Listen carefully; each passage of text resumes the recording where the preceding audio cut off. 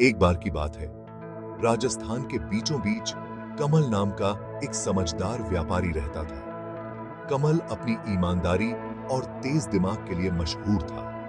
वो दूर दूर तक सफर करता था, कीमती रत्न और रेशमी कपड़े बेचता था। इन जर्नियों में उसका सबसे भरोसेमंद साथी उसका वफादार हाथी धीर था। धीर कोई मामूली हाथी नहीं था, वो अपनी समझदारी और ताकत के लिए जाना जाता था। कमल और धीर अविभाज्य थे। उन्होंने एक साथ चिलचिलाते रेगिस्तान और खतरनाक रास्तों का सामना किया। उनका रिश्ता भरोसे और रोमांच के लिए साझा प्यार पर बना था। एक दिन कमल ने एक दूर के शहर जाने का फैसला किया, इस उम्मीद में कि वह अपने उत्तम रेशम को भव्य बाजार में बेचे। उसने धीर को चमकीले रेशम के गट्ठरों से लाद दिया, हर एक पिछले वाले से ज्यादा ब्यूटीफुल। सफर लंबा और थका देने वाला था। सूरज उन पर बेरहमी से बरस रहा था।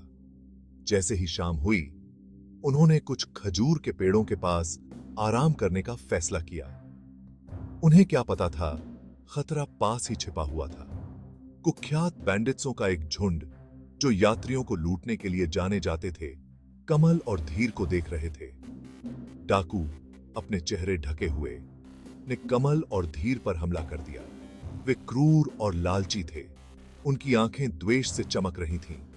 उन्होंने कमल को पछाड़ दिया, उसके कीमती रेशम चुरा लिए और उसे उसके पीठ पर लगे कपड़ों के सिवा कुछ नहीं छोड़ा। कमल तबाह हो गया। उसने वो सब कुछ खो दिया था जिसके लिए उसने इतनी मेहनत की थी। जैसे ही डाकू रात के अंधेरे में गायब हुए, कमल खजूर के पेड़ों के नीचे उदास होकर बैठ गया। धीर ने धीरे से कमल को अपनी सूंड से सहलाया, मानो अपने मालिक की निराशा को समझ रहा हो। अचानक कमल की आंखों में उम्मीद की एक किरण जगमगा उठी। उसके पास एक प्लान था, डाकुओं को मात देने का एक चालाक प्लान। कमल ने धीर को एक जंगली आवारा हाथी के रूप में छिपाने का फैसला किया। उसने धीर के दांतों को काला करने के लिए आग से कोयला और उसके शरीर को ढांकने के लिए मिट्टी का इस्तेमाल किया। उसने अपने ही कपड़े फाड़ डाले, जिससे ऐसा लगे कि जैसे वह किसी जंगली जानवर से संघर्ष कर रहा हो। भारी मन लेकिन दृढ़ ये कम में से निश्चयी मन से कमल निकटतम विलेज की ओर निकल पड़ा। भाग 4, हाथी की अहम रोल। विलेज पहुंचने पर कमल जंगली हाथी के हमले के बारे में चिल्लाने लगा। धीर ने अपनी भूमिका बखूबी निभाते हुए जोर से चिंगाड़ मारी और अपने पैर स्टॉम्प्ड। विलेज वाले घबरा गए और इधर-उधर भागने लगे, क्योंकि धीर जंगली हाथी बाजार में उत्पात मचा रहा था। अफरा तफरी के बीच कमल ने डाकुओं को देखा, जो विलेज वालों के बीच छिपे हुए थे। उनका चोरी का माल उनके लबादों के नीचे छुपा हुआ था।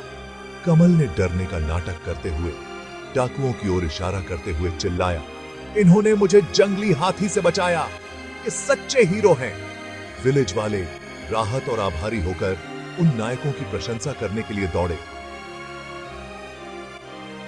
जिन्होंने कमल को एक भयानक भाग्य से बचाया था।